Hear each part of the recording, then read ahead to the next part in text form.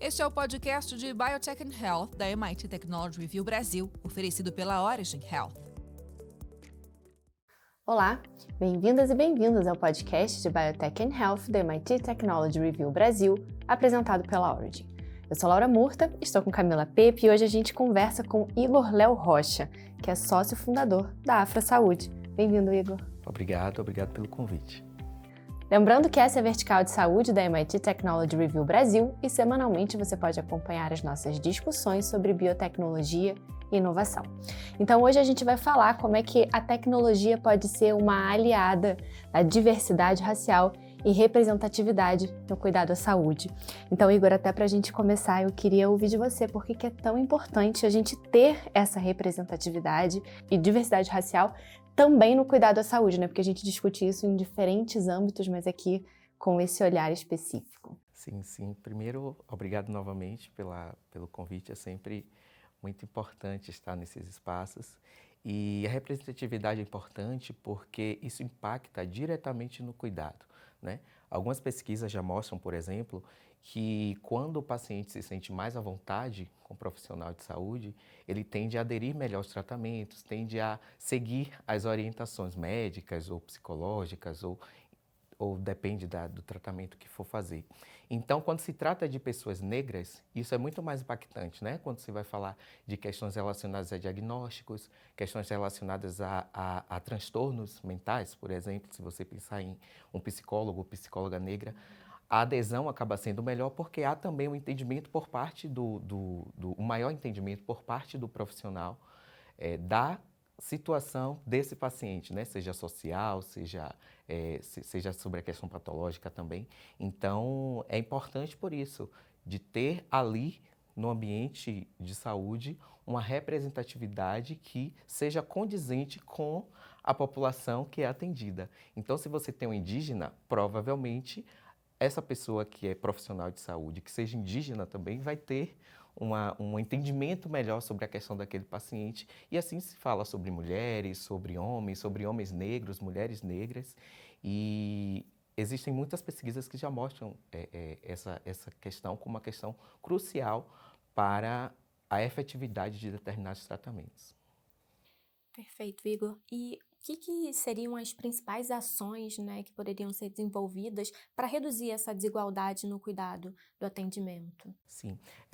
A gente fala muito sobre formação dos profissionais, né? Seja negros ou não. É importante que essa massa laboral que sai, né, das universidades, que sai dos centros de formação, elas sejam formadas a ponto de entender que existe uma diversidade no Brasil e que essa diversidade precisa ser levada em conta nesses tratamentos. Então, a formação desse profissional é importante.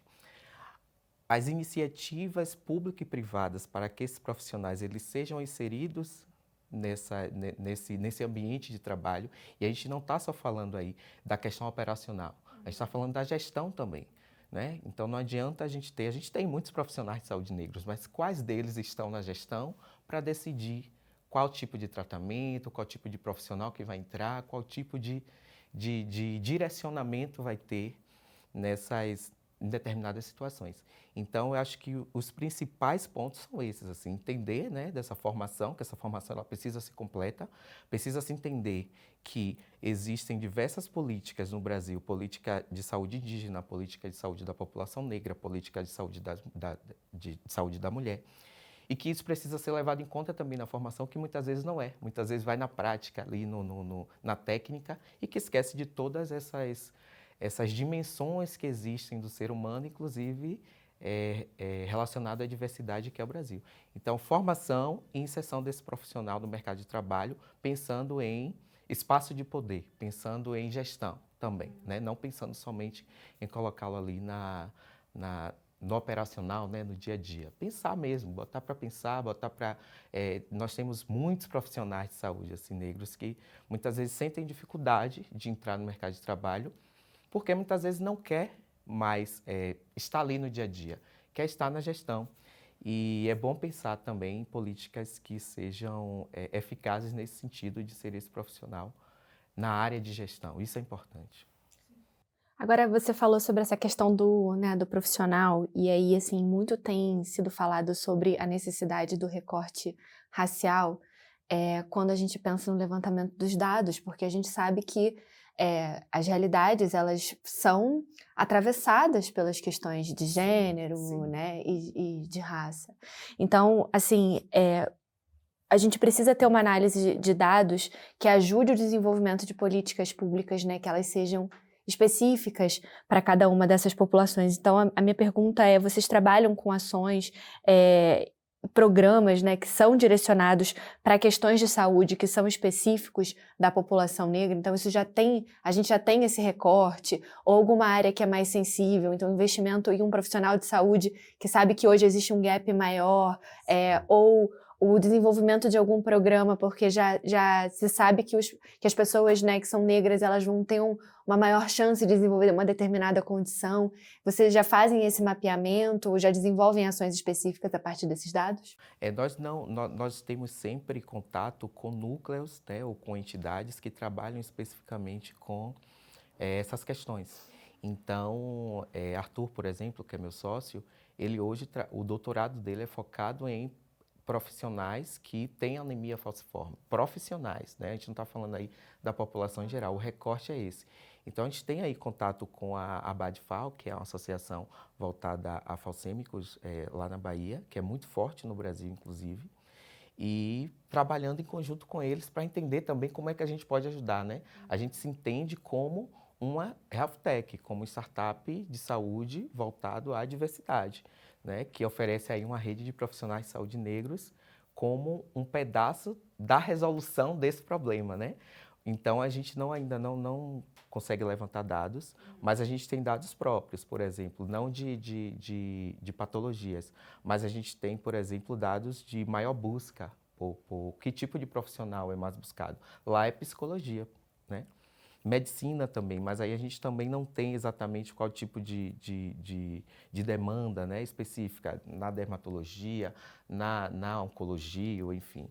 Mas a gente tenta, o máximo possível, pegar os dados que são públicos ou os dados dessas entidades para poder trabalhar em conjunto ou então, especificamente, trabalhando com empresas. A gente tem atuado junto com empresas, aí muito voltada à psicologia, no sentido de entender que ali nessa empresa existe uma diversidade, a empresa, entendendo isso, contrata a gente para que a gente trabalhe toda a questão de desenvolvimento de líderes, desenvolvimento dos profissionais voltados à saúde mental.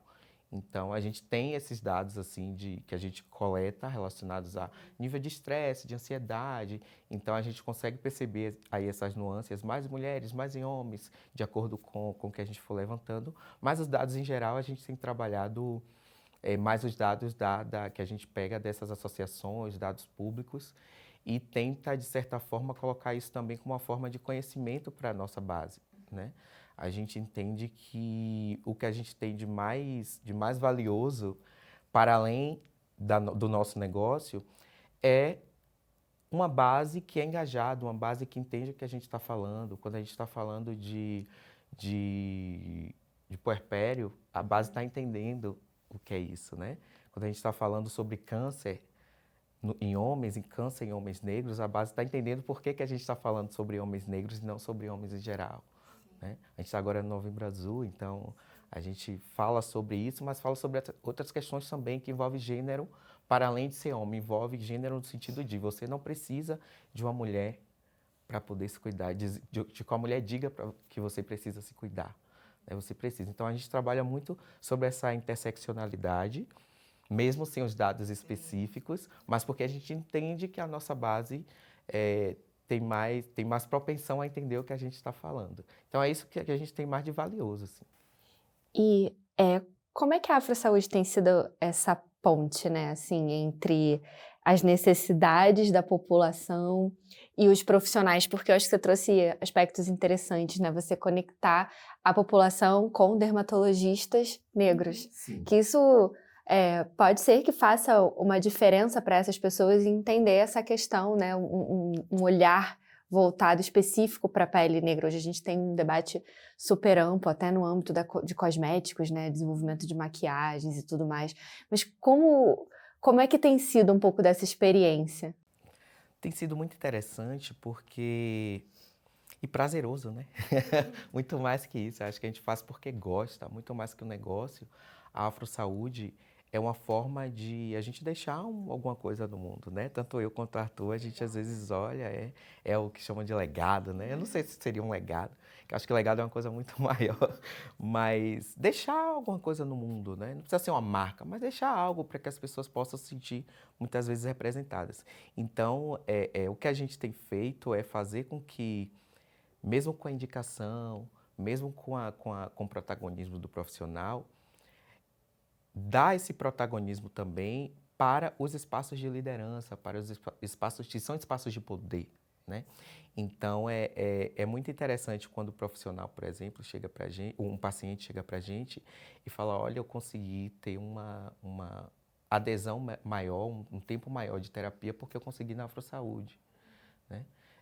Eu consegui achar um dermatologista, uma dermatologista negra, assim, eu nunca tinha encontrado. Eu, como morador de Salvador, que é a cidade proporcionalmente mais negra fora da África, com 84%, 86% de população que se autodeclara negra, eu nunca tinha sido atendido por um médico negro ou uma médica negra, né? E eu fui atendido já depois de muito tempo, né? E que resolveu outros problemas, inclusive, para além daquele que eu tinha ido resolver, que foi um problema de garganta, né? Eu consegui resolver outros problemas porque a pessoa percebeu que eu tinha aquilo, que isso não tinha sido percebido por outros profissionais da mesma especialidade, enfim. Então, é muito gratificante, assim, saber que as pessoas estão conseguindo acessar determinados espaços, no caso de profissionais. A gente consegue indicar profissionais para fazer mesmo do trabalho com a gente consegue botar profissionais dentro de empresas para trabalhar junto com as pessoas, né? Profissionais, principalmente de psicologia. E também de pacientes de poder conseguir realizar algo que muitas vezes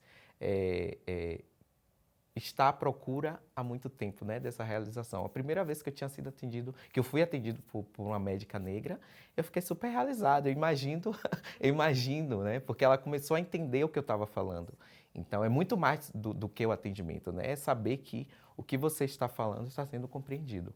E é isso, eu acho que é mais realização mesmo, assim, é gratificante demais. Agora, Igor, você trouxe aqui já mais de uma vez a importância dessa representatividade do profissional negro em diversos momentos, né, dessa cadeia, desde de quem está ali no atendimento direto com o paciente, até no processo da gestão mesmo. E você está trazendo muito um olhar do paciente, né, do benefício do paciente com isso. Eu queria que você contasse um pouco para a gente, para o profissional mesmo, o que tem sido feito, né, para que ele ganhe esse protagonismo, qual é o benefício disso, olhando com esse olhar também do profissional que está ali. Sim, eu venho muito com o olhar do paciente, né? Meu sócio Arthur, ele é muito mais o olhar do profissional, o olhar da gestão em saúde, eu sou muito do olhar do paciente, da gestão em negócio e da tecnologia de forma geral.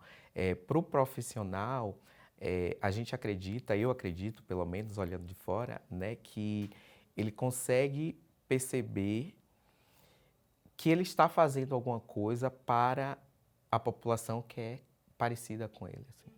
Eu vejo muitos profissionais da AfroSaúde dedicando um espaço na agenda, mesmo atendendo em outros lugares, dedicando espaço somente para a AfroSaúde. Isso em todas as áreas, em psicologia, em medicina, em odontologia, porque também tem um primeiro atendimento que é online, né? E foi uma coisa que surpreendeu a gente, inclusive, fonoaudiologia. Então, a gente percebe dessa gratidão, assim, sabe? Por estar, não a gente, mas assim, por estar vivendo isso. Por saber que ali ele vai ser procurado pelo que ele é, sabe? Eu estou sendo procurado porque eu sou um profissional de saúde negro.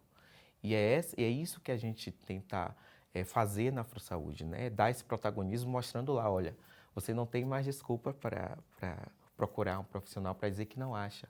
Na AfroSaúde você só vai ter profissionais de saúde negra. Então, para o paciente, para o profissional, eu acho que é muito isso, assim. Saber que ele está sendo procurado pelo que ele é, sabe? Que ele não vai ser questionado se ele realmente é um profissional de saúde, sabe?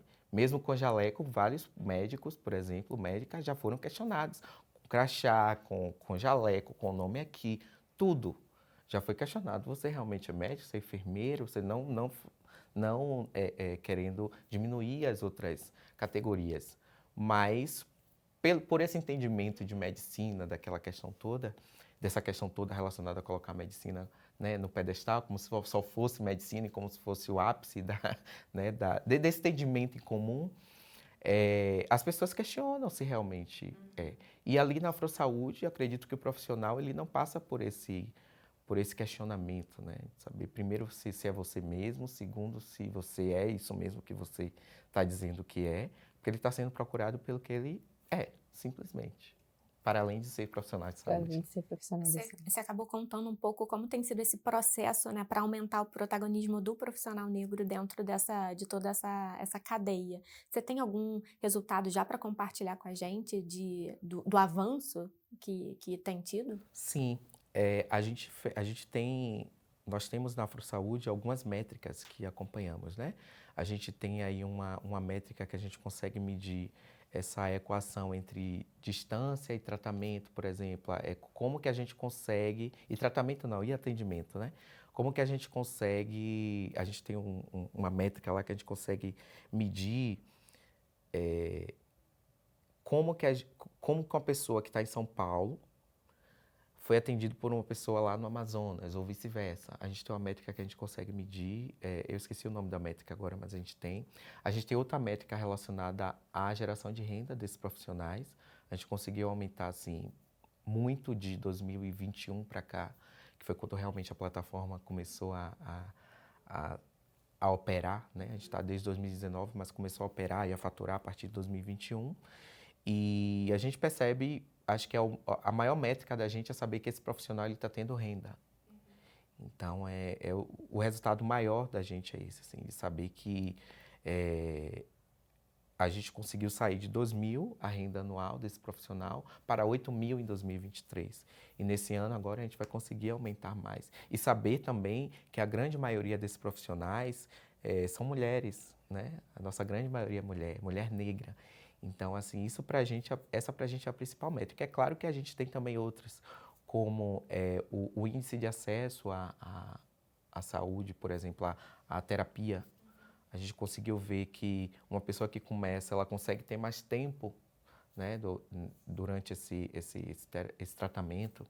Então, esses são os dados principais, assim, mas o principal mesmo é a geração de renda.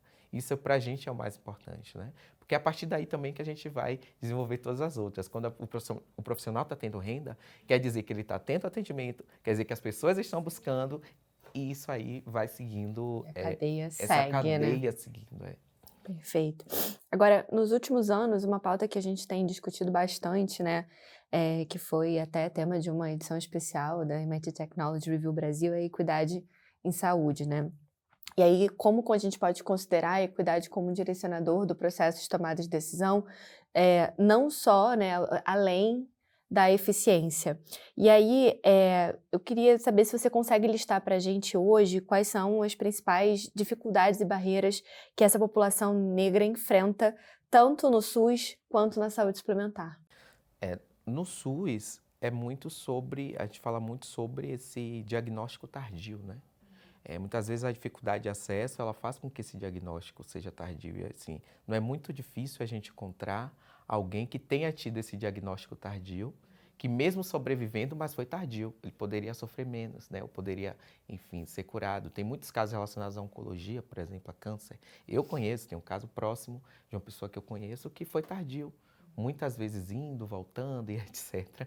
Então, entender que a saúde pública, o SUS ele precisa ser efetivado da forma como ele foi concebido, é importante para que também não ocorra essas questões. E na saúde privada, é a questão do custo mesmo. Né? É um desafio muito grande, porque é um custo muito alto. E a gente, muitas vezes, tem dificuldade, de precificar os nossos serviços, por causa dessa questão. A gente entende também que a gente está atendendo, em sua maioria, uma população que precisa desse custo-benefício, né, mais elevado para poder ser atendido. A gente teve agora o processo de criação do Clube Sankofa, que é um clube de benefícios, né, em saúde, muito por conta disso. As pessoas precisam pagar mais barato para ter um acesso, para acessar a saúde de uma forma mais qualitativa, assim, sabe? E a gente teve muito trabalho de precificar, por conta disso. A gente conseguiu precificar de uma forma que a pessoa paga uma assinatura, mas ela tem um desconto, né? A gente não conseguiu, por exemplo, pagar uma assinatura e ter uma consulta grátis. Não tem como, né? Porque realmente é muito, muito caro e todo mundo sabe que utiliza materiais, utiliza a hora do profissional. Então, tudo isso realmente um desafio. Acho que a pergunta do milhão é como fazer com que isso seja mais barato ou seja de uma forma mais sustentável financeiramente, né? Então, é isso. No SUS, o que pega mais é isso. É o diagnóstico tardio e na saúde privada é conseguir precificar de uma forma para que todos tenham acesso. Agora, você acha que existem gaps de conhecimento de aspectos que são mais relacionados à população negra? Sim, existe esse gap de conhecimento muito por conta da falta de entendimento da importância de determinadas políticas que existem no Brasil. Hoje a gente tem a Política Nacional de Saúde da População Negra que não é implementada e tampouco é estudada nas universidades. Então esse gap existe sim. E de entendimento também de outras realidades, né? Para além de estudar tecnicamente as patologias, para além de estudar sobre o cuidado de forma geral, precisa entender que o Brasil é um país extremamente desigual, né? Então, quando a gente fala desse gap, a gente não está falando só do entendimento técnico da coisa. A gente está falando do entendimento geral, do que é o Brasil, do que são as pessoas que vivem no Brasil, de qual realidade essas pessoas vêm. Então, existe sim esse gap e é isso que a AfroSaúde tenta muitas vezes trabalhar, né, junto com essas organizações, junto com grandes hospitais, grandes grupos, porque esse gap vem muitas vezes da falta de profissionais lá na gestão, como eu falei. Sim, entendeu? Quando o profissional vem e coloca a sementinha lá, olha, a gente precisa tratar disso. Nós já fomos procurados por alguns grupos, por exemplo, que trabalham especificamente com oncologia, mas que não tem profissionais de saúde negros. Claro que existe uma dificuldade aí dos profissionais que saem da faculdade de medicina, profissionais negros, por questões sociais, de acessar determinados espaços de residência, etc. Então, realmente, o número é menor. Mas eu acho que vale, como essa instituição, um esforço de buscar esses profissionais, né? De colocar determinadas vagas específicas para esses profissionais nas residências, por exemplo. Porque é preciso ter, né? E a gente não está falando só de questão de estudo, não, é de custo financeiro, muitas vezes, né? Não estou falando em capacidade cognitiva, não estou falando disso, eu estou falando de dar oportunidade para essas pessoas e muitas vezes esse gap ele vem por falta de profissionais lá, né? Profissionais que digam assim, olha, a gente precisa tratar disso aqui. Mas não é aquele profissional também que está lá no operacional, no atendimento somente, ele precisa estar na gestão também, né? Que a gestão é que vai delinear toda a política de atendimento daquele lugar, daquele espaço. Então, esse gap vem muito por conta disso também. Eu pergunto muito porque a gente tem dados já, né? Os dados do SUS, eles recentemente começaram a ter esse recorte, né, de raça, exatamente para entender possíveis gaps de atendimento. A OMS tem debatido amplamente a questão dos determinantes sociais da saúde, né, que trata muito dessa questão da interseccionalidade, de como isso vai impactar, se eu não me engano, de 30% a 50% nos desfechos de saúde. Então, as tecnologias acabam sendo limitadas daquilo que elas conseguem oferecer se a gente não consegue garantir o acesso por outros aspectos. E também algumas iniciativas que vão tratar da questão do racismo na saúde, né, e como isso vai impactar de forma negativa em alguns desfechos. Agora, Igor, a gente abordou aqui vários assuntos, né? Falou dessa questão da melhora do acesso, da redução da desigualdade, a Laura trouxe aqui o ponto do conhecimento também, mas eu queria que a gente pudesse trazer aqui uma visão de futuro, né? O que a gente pode esperar, não só de tecnologias, mas de ações que possam ter um papel importante em todas essas frentes que a gente teve a oportunidade de conversar aqui um pouco hoje. Sim. Hoje, para além da telemedicina, né? Telemedicina envolve também o procedimentos cirúrgicos à distância e etc., não é só atendimento. Existe muito forte na área a análise de dados, né? A partir de dados trabalhar determinadas comorbidades, determinadas situações. E eu acho que o futuro é esse, assim. Existe sim o papel humano, mas a tecnologia, a análise de dados, ela está aí para ajudar esse humano a tomar determinadas ações, ter ações mais assertivas, vamos dizer assim, né?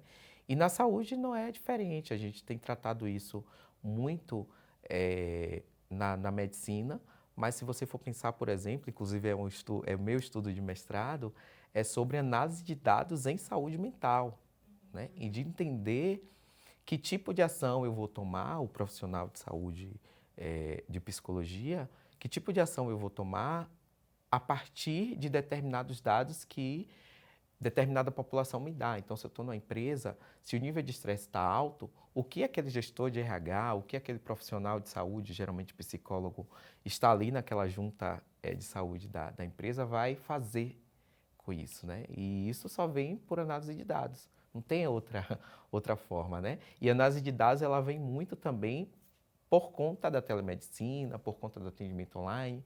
As pessoas estão mais digitalizadas. E com a saúde não é diferente. Você poder ali 24 horas acessar um médico, uma médica, ou psicólogo, ou psicóloga, né? Então, o futuro é isso, é tecnologia e análise de dados para atender. Você tocou num ponto super importante, né? A Laura já sabe que eu sou super defensora dos dados, porque sempre que esse assunto, de alguma forma, aparece aqui, eu reforço porque eu acho realmente que é importante, por toda essa questão que você trouxe de predição e tudo mais. Só que a gente precisa ter os dados, né? Sem os dados a gente não consegue fazer essas análises. E eu queria que você contasse um pouco se existe algum projeto de vocês para que esses dados, de alguma forma, sejam produzidos ou numa escala maior, né? A ponto que a gente consiga realmente fazer esse tipo de predição. Sim, inclusive esse estudo meu do mestrado é justamente para incorporar na AfroSaúde. Legal. Né? É um produto que eu vou criar para incorporar na AfroSaúde. A gente tem uma limitação por Spoiler. Spoiler. Não é tanto spoiler, mas acho que é a primeira vez que eu estou falando sobre isso. Até porque eu comecei o mestrado assim, como aluno regular recentemente. Então, a gente tem uma limitação em relação à população que a gente está trabalhando, porque a gente trabalha especificamente com a população de empresas, mas a gente tem, com trabalhadores, né, de forma geral, mas a gente tem a nossa base de pacientes também, que de repente a gente pode começar a monitorar, né? Mas existe aí toda uma questão de LGPD, existem algumas situações jurídicas que a gente precisa respeitar, né? Mas a gente pretende sim, a gente já faz isso, na verdade, só que a gente faz de uma maneira mais manual, né? A gente oferece para essa empresa qual é o estado assim, de saúde mental daquela empresa, para todas que contratam, né, determinados tipos de serviço, porque a gente tem um acompanhamento de psicólogos ali com aquela população, né, com aquele grupo de funcionários, mas a gente pretende ampliar isso no sentido de, olha, eu não quero fazer que eles já têm terapia. O que eu preciso é saber e acompanhar esses dados. Vocês têm? A gente consegue fazer isso hoje, mas a gente quer tornar isso de uma forma mais amigável, que ele tenha um painel ali gestor, né? Que ele consiga entender e, para além disso, porque o painel gestor é fácil, né? Para além disso, é saber o que fazer a partir de determinadas situações, a partir de ideação suicida. O que é que eu faço? Só é ligar para o psicólogo, falar o que com o psicólogo? Né? É ligar para o psiquiatra, eu vou falar o que com o psiquiatra? Né? Porque muitas vezes o profissional ele precisa desses dados, dessas informações, na verdade, muito mais completas, e às vezes a pessoa não tem essa expertise, né? Então, o que a gente pretende fazer é isso, assim. Os dados para a gente são muito importantes, a gente já trabalha muito. A gente vê, por exemplo, quando o paciente começa, a gente sempre manda a comunicação quando o paciente começa, faz a terapia uma vez, não faz com outro profissional, porque muitas vezes faz uma, aí faz com outro para testar outra, às vezes faz até com o terceiro para seguir. Faz uma vez com o profissional e depois não faz mais. E aí, o que foi que aconteceu? É um dado importante que a gente sempre pega e sempre está dizendo, olha, volte, é importante. Se não conseguir, converse com a gente procura um profissional que se adeque ao que você quer, ao que você precisa, né? Então, isso muito por conta dos dados que a plataforma nos dá. Transformar o dado em ação, né? Em ação, é isso que a gente faz. A gente faz muito. A gente vê, por exemplo, pessoas... A gente quer entender agora, por exemplo, porque muita gente faz cadastro na plataforma e não faz agendamento. Olha. Sendo que antes de fazer o cadastro, a pessoa pode pesquisar o profissional. Por que fez o cadastro e não agendou, né? Então, às vezes está ali escondido aquele dado, pode trazer alguma informação que às vezes a gente não sabe. E a gente tem buscado, assim, entender muitas vezes, é falta do profissional que você não achou, enfim, é a abordagem do profissional. Então, é dado que traz para a gente, né? Eu ia até te perguntar, agora que você comentou isso, assim, qual é o profissional, assim, qual é a maior oferta que vocês têm hoje na plataforma, né, em profissional de saúde, e o que vocês ainda não conseguiram encontrar? Você sabe? Sim, de maior é psicólogo. É psicólogo. A nossa maior oferta de profissional é de psicologia e a nossa maior demanda de pacientes, por pacientes, é de psicologias. De psicólogo. De psicólogo. Exato. Isso é psicologia e psiquiatria, é assim, o topo da busca e o topo da oferta de profissionais, que equivalem aí a mais de 70% da nossa base. O que a gente não conseguiu ainda, nossa, oncologista, por exemplo. Oncologia. O profissional de oncologia, a gente consegue profissionais de enfermagem que trabalham especificamente com oncologia, profissionais de psicologia que trabalham com pacientes oncológicos. A gente consegue, enfim, outras áreas que trabalham especificamente com oncologia, mas medicina, por exemplo. Cardiologia, eu acho que a gente já tem. Neurologia também já tem. Acho que é mais oncologia, acho que é a maior dificuldade. Sim. Acho que a gente nunca teve cadastro de oncologia, se eu não me engano. Ah, é? Entendi. Igor, olha, obrigada pela sua participação aqui com a gente. Foi muito legal trazer uma temática, né, Camila, diferente de ouvir dessa importância que a gente já sabe, né? Acho que isso não é novidade, que como essa representatividade ela é necessária e ela é importante, mas trazer um case real que está acontecendo, oncologistas procurem a saúde, exato. Para que também isso, a gente sabe o quanto isso é importante para a população que busca, né, para a população que busca esses profissionais e para as futuras gerações que se inspiram nesses profissionais. A gente sabe como essa questão da representatividade é fundamental.